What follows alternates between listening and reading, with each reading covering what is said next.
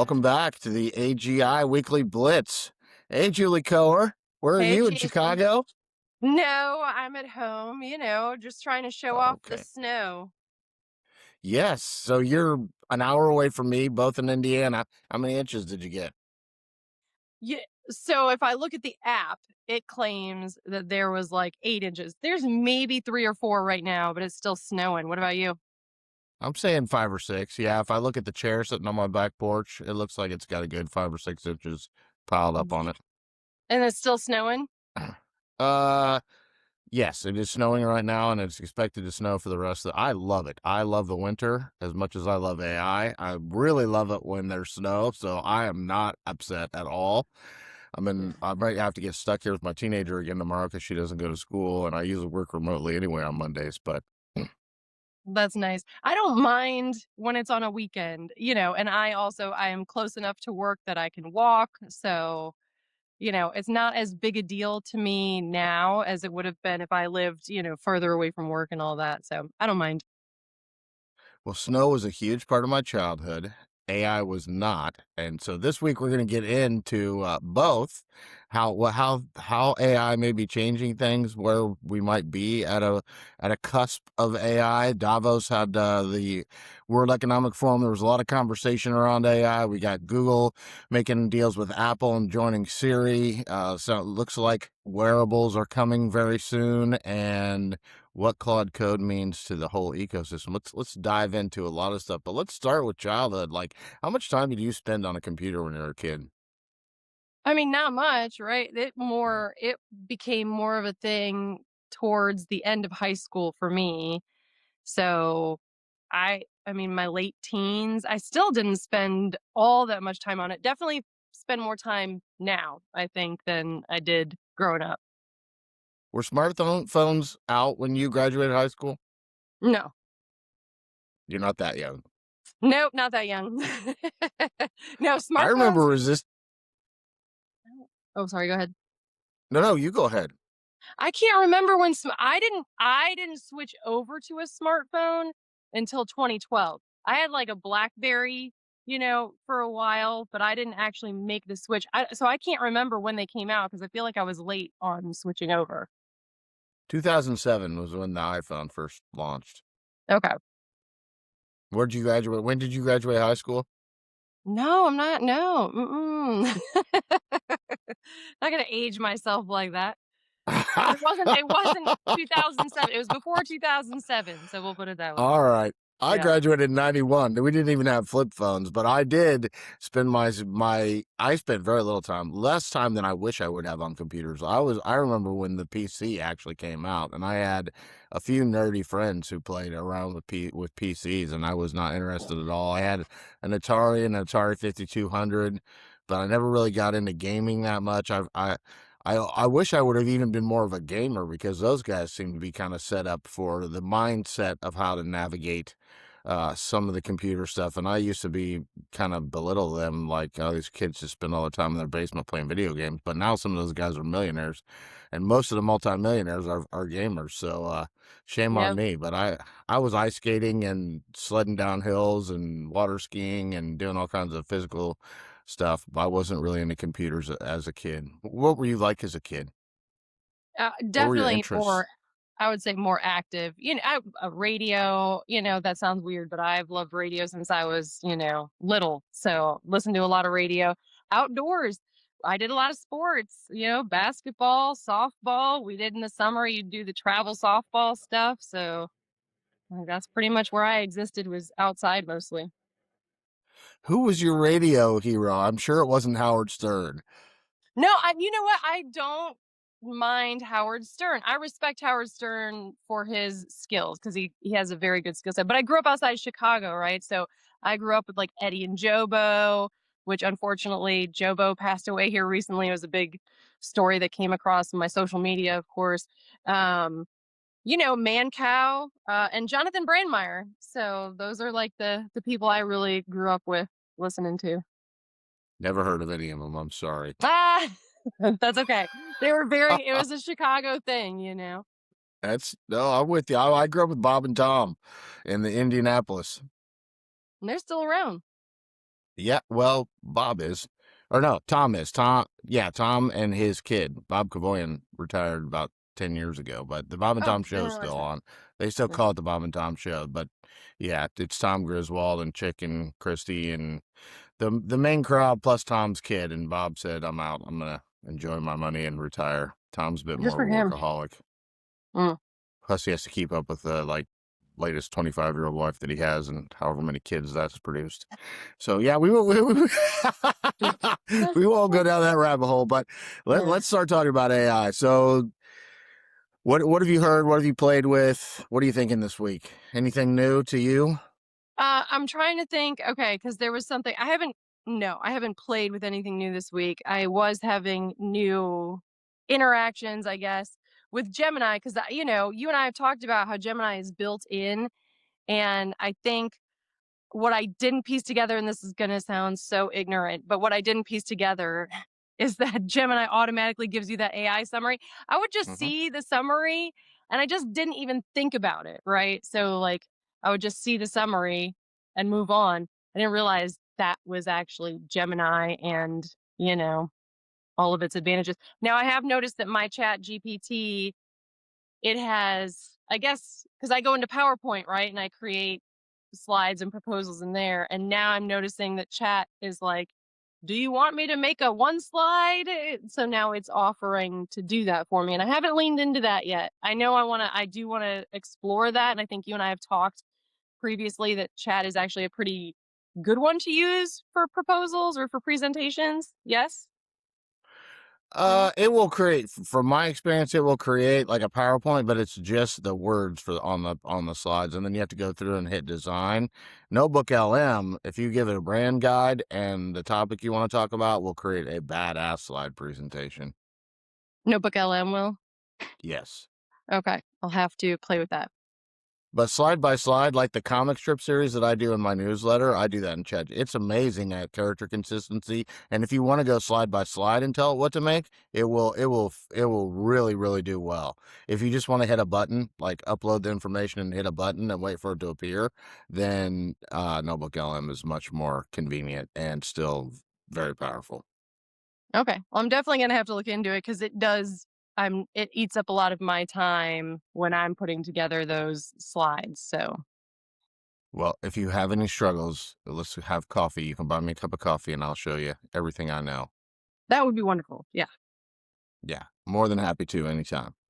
Yeah. And I think So I I saw.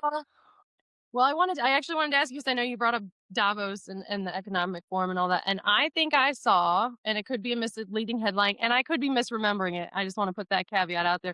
But I think I saw something that was claiming a bit of stalling due to AI not bringing in money yet. A stall as far as like our progress forward, it could be stalling. Did I understand that correctly? Did you see anything about that or? It's funny because I actually just started a 6-part series in my newsletter around how I think we're not thinking about this properly. So it depends on the numbers that you look at as to whether or not we're getting ROI from AI. Some people say that it's creating more work. Some people say that it's creating more work correcting the things that it does. Now, I would say if you look at a company like Anthropic or any of the software companies that are leveraging AI, they will hands down tell you that it's blown their productivity off the table. So to me, it's more of a user error in some cases, but I really think we're looking at it wrong. There was a study by Gartner or one of those last year in 2024 that said like at least 35 million 35 oh, I wish I could quote this properly. A huge swath of the workforce is completely disengaged in the United States, right? And so what I have found with artificial intelligence is, first off, I'm one of these guys that like I get into something. When I was a kid, I got into karate, and like next thing you know, my entire house is decorated in Japanese artwork, and I'm spending 12 hours a day training and things like. I have always been that way. I've been that way in work, but what I do is I have a tendency to like dive into something nonstop and learn about it, and then within 6 months to a year, I'm bored with it and I move on and I don't want to have anything else to do with it. That's been a Yeah. struggle with me in behavioral health because everything's always kind of like a systems problem that I like to try to solve. And behavioral health, I like really dove into for a couple of years, and now it's not as interesting to me. And yet I work for a behavioral health company. So like it still needs to be pretty interesting to me. But the point that I'm trying to get at is, and not that solving individual human problems, like people who have behavioral health problems, is disinteresting to me. Just the systematic behavioral health problem is no longer that highly on my radar. Does that make sense? Yeah. Yeah, I don't want to make myself sound insensitive. Like I don't care if people get the help. I do care on an individual level. It's not the problem I'm trying to solve this week. But uh, ChatGPT launched November 30th, 2023. So 2022. Yeah, so 6+ years ago, 3+ years ago. We got to meet later in the day. Look out, or I got to wake up earlier. Get that Over three extra years coffee. ago. Yeah. And I am still 100% obsessed with learning about and doing with AI. Like it has held my attention times 10, and it has made me more engaged with anything that I'm working with. And I think that's what we're not seeing that could be the missing link for long-term return on investment is if we can take all these disengaged employees, give them a tool that now frames the work they do in a way that's interesting to them, meets them where they are, teaches them as they go, and becomes like a coworker that was ultimately matched to them, the re-engagement of the American workforce in the work that they do day to day could have astronomical value. 2 trillion, according to the calculations that I've done. Hmm. Yeah, I don't know. I find that fascinating. I would be interested to see something like that tested and implemented because it does kind of actually, I think, play into behavior. Like people are fascinating, right? What is the thought process or the behavior that created the disengagement? Is it a leadership thing? Is it disengagement because they're dealing with life stressors? Is it disengagement because it doesn't have, that would be fascinating to me to see if that could help with that. Yeah, and I would theorize a lot of it is the bureaucracy and just the way that we do work. If you look at management structures or like the org chart, it hasn't changed since the late 1800s. So we Right. have not rethought about how we do work and how we organize our work. And yet the work has changed drastically in the last century. Yeah, I would agree with that. So I don't know. Check out my newsletter if you want. If you want to hear more of my thoughts on that, and that's shameless sales pitch. We Yeah. actually had somebody comment on this pod on the Blitz last week. Like that was our first comment on Spotify. Oh, yay. I don't think I saw Y- it. yes, they Yeah. said the great episode. I was like, we need more of that. Yeah. I love that. Well, that's lovely. Yes, like, follow, comment, tell us what we're doing wrong, what we're doing right. I would love to hear back from people, but I would Yeah. say the trends that I'm hearing right now. It's interesting because you're not naive or foolish because you didn't notice Google's automatic AI answers. That was by design because what they found was a large swath. The American public is like the most resistant globally to AI of any nation. Hmm. We're the most skeptical and resistant, and so I think Google said, "Well, let's boil the frog. Let's just introduce it to them in a way that almost they won't really notice, where they don't have to go open an app to talk to ChatGPT, or they don't have to go to Perplexity if they're not an early adopter to do a Google search. Let's just add it into their Google search that they're so used to using and start getting them used to what it's like to talk to a chatbot." I mean, that's pretty smart. It is. It is pretty smart because it's there any time, and I'm sure there is research out there on this, but like, even when it comes to marketing and like email marketing, anytime somebody's required to do an extra step, it like turns a big portion of the people off. So that is very smart. That's very strategic of Google. Well, and Google is pretty smart and pretty strategic, and Apple tried to introduce ChatGPT into Siri. Everyone was complained about the fact that Siri is kind of a worthless product for the last few years and wondering when it's going to get better. And they tried to introduce last year ChatGPT without much of a profound effect. So now they have signed a contract with Google, and Google Gemini is now going to power Siri going forward. And so that is big for both of the two giants letting down their walls and working together. That's something that we don't see very often. Well, that's interesting because I know Google has its own phone, right? The Google Pixel and Yeah. all that. So what about like Android? What is Android? Do you know what Androids use? I don't even know if Pixel. what okay. Oh, they do They use use Pixel. Gemini. Okay. Yeah, yeah. They use the same technology as Pixel. Android is aligned with Google. Okay. So what do you think we'll see out of that partnership? Because, you and I are both Apple iPhone users, and there's always this innate, oh no, the green text message that comes from like an Android. Like, do you think some of that is going to communicate better, or what do you think will come from this partnership? I think it may save Apple. I mean, I've been predicting for 2 years now that Apple was going to be a blockbuster, and they're so far behind in AI that they might just go by way. I am waiting for. I mean, I have kids and a wife, and so we don't get new phones very often in my house. But I have told my Mm. wife a year ago that this is my last iPhone. I'm definitely getting a Google Pixel phone next time because of AI. And now, if you look at the fact that the thing that Apple has is trust, right? So yes, I would be much more apt to let AI run rampant in my iPhone and have access to every single thing in my Apple iPhone than I would on even a Google product, definitely an Android because I haven't used those, right? So they have the trust. Google has the reach and they have the technology. And then when you take into the fact that really what I think what these companies are trying to do is get you to their moat is to get you to stay on a particular model is how much it knows about you. So the Mm. pain it would take to go from Gemini to ChatGPT, if ChatGPT got better, but you had to teach it everything that your Gemini already knows about you, or vice versa. So now those companies, between the information that Google has collected on you through your web searches and YouTube, and information that Apple has in your iPhone, can really personalize AI. What does this mean towards like a monopoly, though? What do you think? Do you think that creates a bit of that conversation, or?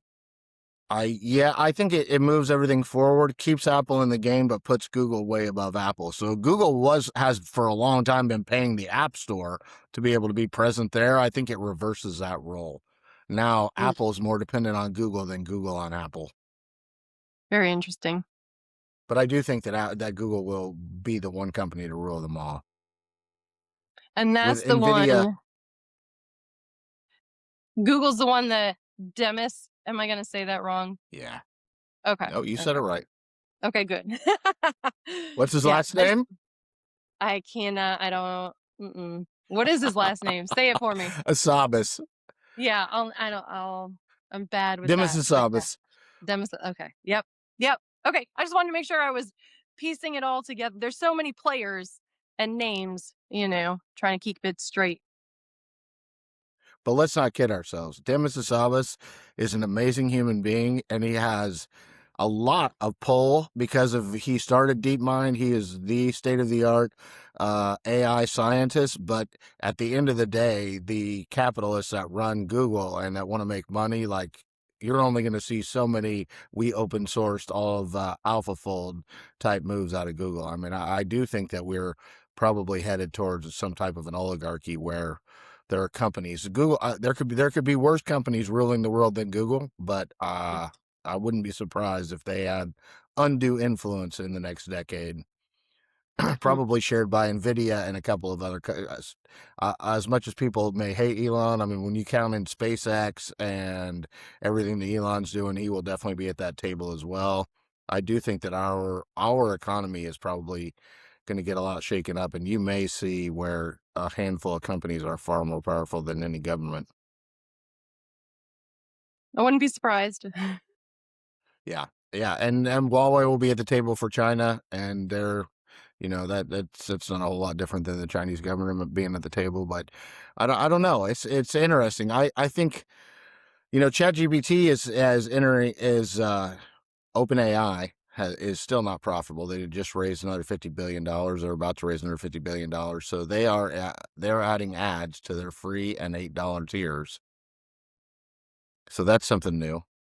Yeah, I guess I'll be seeing that because I'm not paying for AI. 95% of their users are free users. Yeah, that would make sense. So they have to make money somehow. Yeah, And honestly, I don't have a problem with ads if they're done right. Like, I hate it if I go to try to read a news article and there's just pop, pop, pop, pop, pop, and I have to keep trying to hit that little tiny X on my phone. I'm that old right. man, like, I can't hit the X. But like that kind of ads are horrible. And I would never go on a chatbot that did that. But if they're just strategically placed the way that Google's figured out how to place, if I search something on Google search, I know the first three entries are going to be people that paid to be there, and then I have to scroll down to what I was actually looking for. Like, okay, I'm for a free tool. I'm okay with that much work. Yeah, it's definitely interesting because even at Connectors last week, which is the thing with the GLC here, um, speaking with he's a part of the Exponent, right? The Purdue Exponent, and he's talking Yep, about, and it is a concern for those of us in the world of broadcasting and all that stuff, right? Uh, the summary will pull just parts of like a news story that the Exponent has published, and it'll pull yep. parts of it, and it becomes interesting because now it takes away readers from the Exponent because they're just getting this AI summary, but also is it correctly giving credit to the person who wrote, you know what I mean? It's a really interesting conversation. And I don't know how those conversations get brought up to the big players at Google or I guess it's a lobbying thing, maybe. I'm not sure. Well, I think theoretically you would say, even in like a Perplexity search or any of these AI searches, if you go search something in ChatGPT and say, search the web and tell me about this, it's going to pull up things from the Exponent, and it's going to have a little link that says Exponent there. And so, Mhm.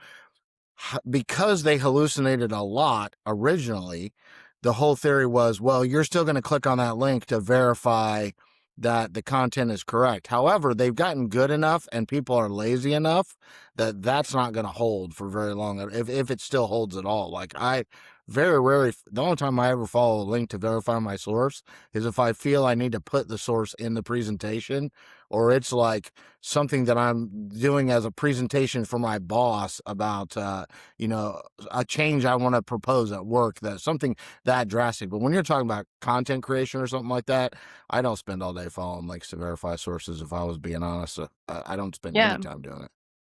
Yeah, I mean, in all fairness, like, I have done it because I've created a shortcut on my ChatGPT to do very specific marketing research that we like to do before we talk to companies, and I love it, and it does a great job, but I will go back and, like, verify information before I have a sit down face-to-face conversation with somebody in that Hmm. industry.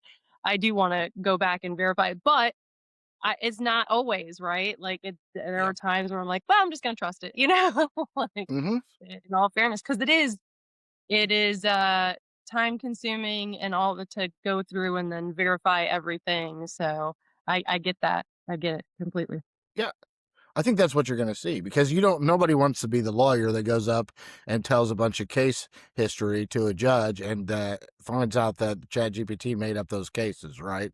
Same thing Right, when you're sitting down with clients. You don't want to go say, hey, we just figured out that your total addressable market includes these companies locally, and half those companies don't even exist. But at the right. same time, when you're creating a video or writing an article or whatever, like, you just don't have time to follow all those links. So it is definitely going to change the way click rate marketing and Google's model. And I think that's why Google got so serious, like real fast about a year ago. Is they were like, oh shit, like, search and SEO is about to get upended. We better figure out, that's like 75% of our money. We better figure out how to stay relevant. And they've done a really good job of pivoting. Yeah, I agree with that, and you're right, and it's I will be interested to see I get just how much AI is gonna change our lives, because you and I kinda touched on it, I think last week or the week before, just about how it's gonna get so good that all we're gonna have to do, like, I'm not even gonna have to scroll on my device. I'm gonna be able to say, "Hey, Siri," or whatever, "Post this thing for me," or "Find this thing for me," and I'm not even gonna have to bother doing any of this or, and that's gonna change a lot, especially for online advertising and, it's gonna be wild. Yeah, and I think you're gonna see the introduction of that this year and next, and then it's gonna hit hard. So what's this? This is 2026, 27, 2028, because CES, which is like the number one like gadgets and robotics conference every year, was just held recently in San Fran, and wearables are a big hot topic again. AI is coming, or Apple's coming out with an AI pen to wear. Meta's already got their glasses. Google's working on glasses. OpenAI apparently has 5 different devices that they want to introduce that will basically be your ecosystem. Sam Altman, their CEO, completely thinks that walking around looking at a telephone is a waste of time. And so I do think you're going to start to see this Jarvis type interface. And I like the first ones that I ever had and started doing, I always called them Mother because that was the name of the computer system in Alien. I Mhm. stopped doing that because I was always confused and thought I was calling it my mom. It was MUTHER. I think it was an acronym, but they would be like, "Mother, give me this," or "Mother, bring up this," and so it was kind of an homage to the movie Alien, but it didn't work out well. It confused the hell out of the AI. That's funny. That's funny. I think wearables is interesting. I don't know, I'm gonna struggle, I think, internally with some of that because there's a very, like, 1984 kinda vibe about it. I don't like glasses, I don't think that's, because on a normal basis, I wear my contacts and that's it. So, I'll be interested to see what kind of products continue to come out with all of that. Because if it's something easy, like I wear my Apple Watch on a regular basis, and if it's built into something like that, I could see myself engaging that way, but I don't know. Well, Have you s here's have you what your seen boy any? I know you said a Demis. pin. Well, here's what Demis has to say about that. Yeah. If you really want fully functional AI that is part like your partner in life, right? Because there have been talks of the earbuds adding cameras because Apple's already got that functionality and it looks a little less disruptive to have an earbud in. But if you think about it, it needs to be able to hear and see everything that you're experiencing. And where's the central point of hearing and seeing? It's right here, right? And so Mm. if you put it here, it's perfectly positioned close to the ears and sound. It can talk to you and you can still hear it without it being disruptive, and yet it's seeing exactly what you're seeing. So he would argue that glasses are the most effective form factor, and we just need to get the style down. And now, I think either Google or Meta Meta is contracting with Oakley and a whole bunch of other people. So if you don't like Ray Bans, like I think you're gonna have your choice. You're gonna be able to get like your sunglasses of choice style with AI infused into it. I don't just I'm sure that that is gonna happen because that's, obviously, I think, the next evolution, but and I understand what Demis is saying about all of that, but I'll be very interested to see how it evolves. Because anything can you imagine we're all walking around with, like, the same glasses or Everyone wears glasses.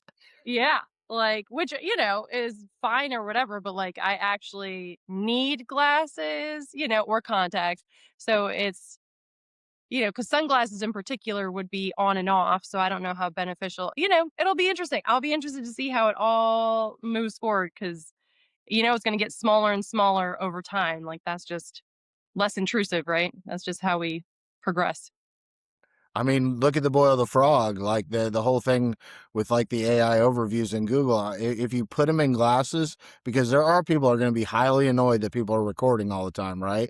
If you put them in glasses, it's easier to kind of slip them in if they don't look that technical. It's easier, somebody adding glasses to their wardrobe does not really stand out. Like if somebody's wearing a pin, or I used to wear a watch, like if you can see a little light on there or on a watch, or that it doesn't really look like a watch, or you're wearing a pin, people are like, oh, you're recording, USOB. I'm going to flip out and throw my Starbucks latte on you. Okay, Karen, calm down. But, with my glasses, Karen might not even notice that I'm recording while I'm in Starbucks. Yeah, I still have internal guttural response to people recording each other all the time. I can't, I have no power in that though. You know what I mean? Like, just because it makes me uncomfortable and I don't think it's okay, but we'll see what happens. Like, I know people record all the time anyway. They record on their phones, right? So, I understand the concern, but I think trying to fight it is definitely swimming upstream in a very powerfully moving river. no. I don't know what the benefit of it is. I really don't. I don't see the benefit of recording every single, for the most part, as you and I have talked about. My day to day, super uninteresting.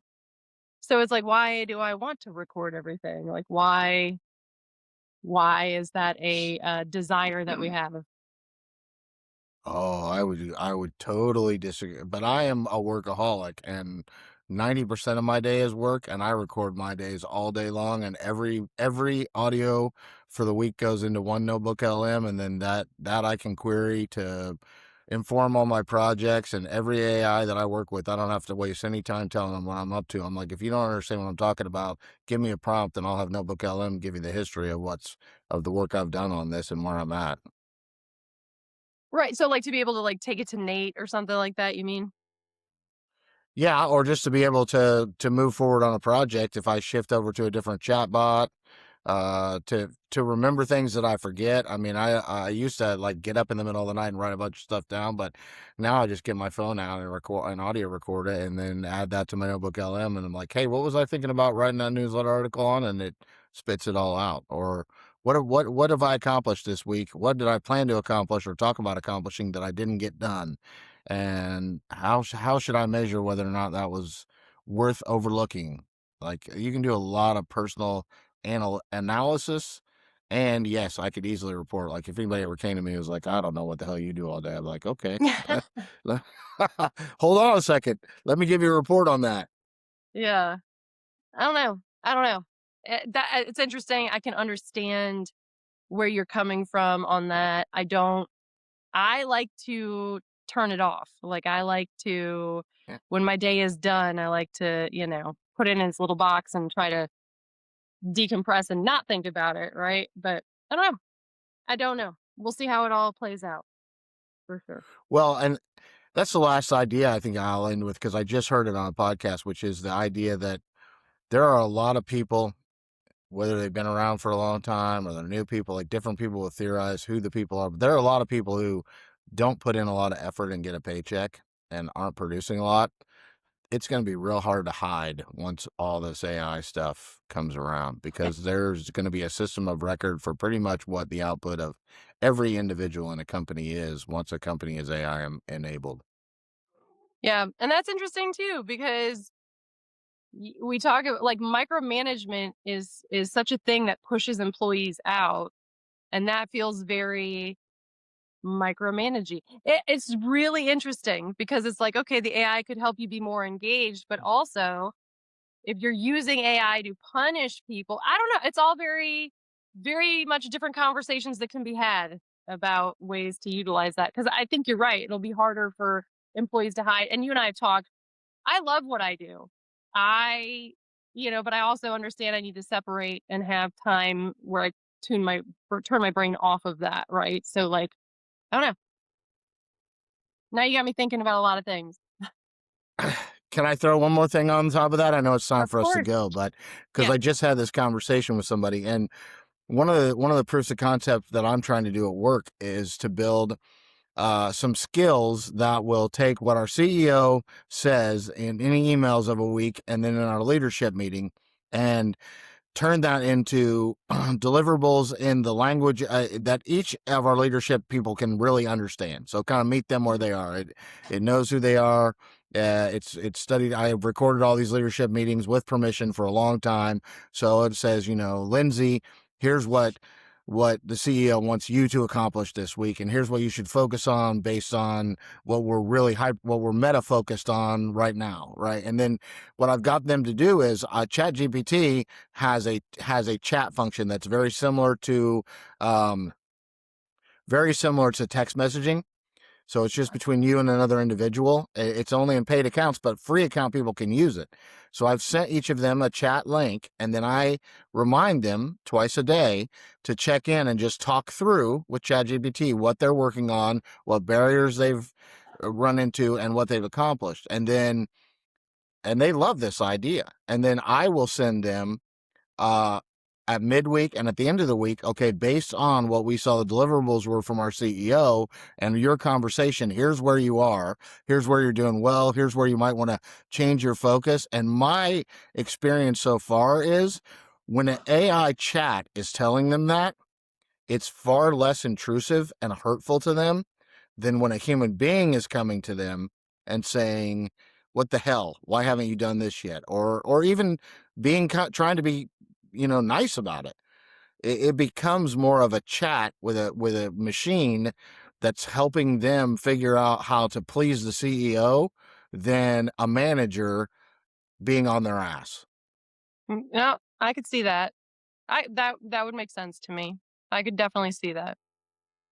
I think it's It's smart. it's this is our first week really really trying it out, and if it's successful, we're probably going to get a Claude account for at least 5 of us to start saying, okay, what would it look like to collaborate on one of these powerful accounts?